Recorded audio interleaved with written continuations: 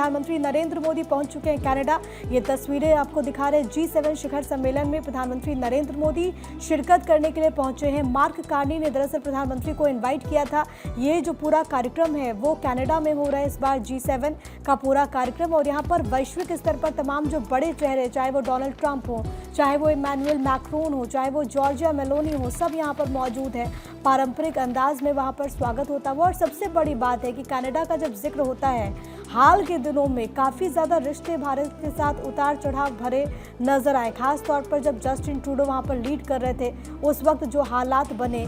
लेकिन जब प्रधानमंत्री नरेंद्र मोदी यहाँ पर पहुँचे हैं तो उस रिश्तों पर भी सबकी निगाह होगी। और सबसे बड़ी बात है कि ऑपरेशन सिंदूर के बाद पहली मर्तबा प्रधानमंत्री विदेश के दौरे पर हैं।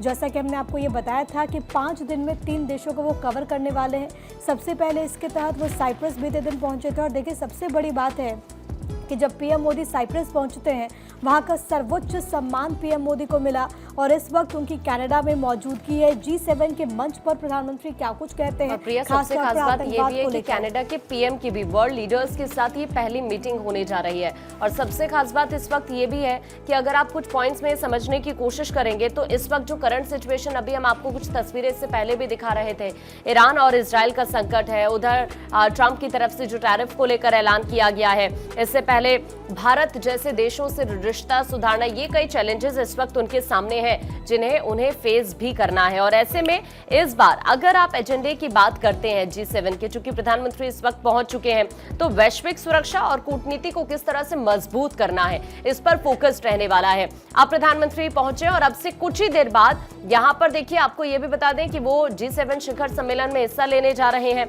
सबसे खास बात यह भी है कि कई सारी क्षेत्रीय समस्याएं भी हैं। अगर आप ग्लोबली देखेंगे तो इसमें इजराइल, ईरान, इसके अलावा रूस और यूक्रेन का जो युद्ध चल रहा है, ये तमाम ऐसे मुद्दे हैं जिन पर एकजुट रुख अपनाना बहुत ज्यादा जरूरी है। और इस लिहाज से भी ये G7 बहुत इंपॉर्टेंट रहने वाला है। इसके अलावा एनर्जी सुरक्षा की अगर हम बात करते हैं, प्रौद्योगिकी की बात करते हैं, कारोबार की बात करते हैं, तो ऐसे कई क्षेत्र हैं जिनमें रणनीतिक सहयोग को बढ़ावा देना प्राथमिकता रहने वाली है। तो कुल मिलाकर ये कई एजेंडे हैं पलक। और ये दौरा खास इसलिए भी है क्योंकि पीएम मोदी का 2015 के बाद ये कनाडा का पहला दौरा है।